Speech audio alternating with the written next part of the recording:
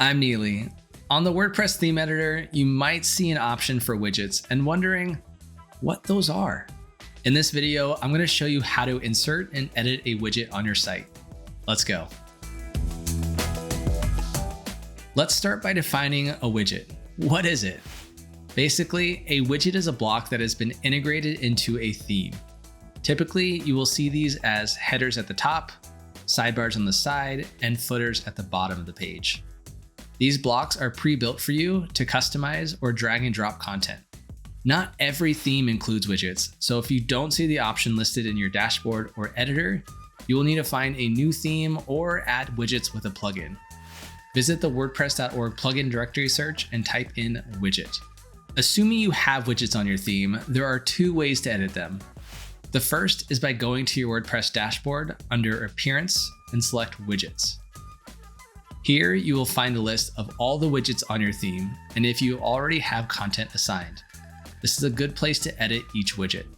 However, if you see an empty list of widgets, it's going to be difficult to add content as you won't have any context where these appear on the website. If you can change themes or want to remove a widget from your site but save it for later, you can find those in the inactive widget section. Now let me show you the second way to edit widgets in the theme editor. Select Customize under the Appearance tab, which opens the editor. Select Widgets from the menu. You will see the same list of widgets from before, but now we have the preview pane to see how they look. I'm going to choose the footer widget. These act like standard blocks, so I can select the plus or add block button and the search menu pops up. I'm going to type in social for this footer because I want to add all my social media profiles at the bottom of my web page. Select social profiles, and there we go.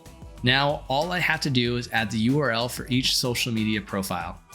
Scroll down to the bottom of your preview page to see the real-time magic. Selecting the Instagram icon, a URL space is open. Paste the URL in there and select Apply. And just like that, the Instagram icon appears on the footer widget. Continue adding URLs for each of your social media profiles. In the widget options, select Move to Widget Area, and this will allow you to send this content to a different widget block. For example, you added a Footer 2 widget, but you want to keep your social media profiles at the very bottom of your page. You can move the content to that block.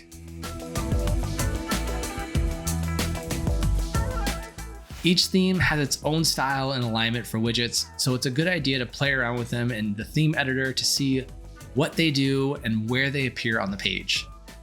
Widgets are another way that WordPress saves you time while building your website.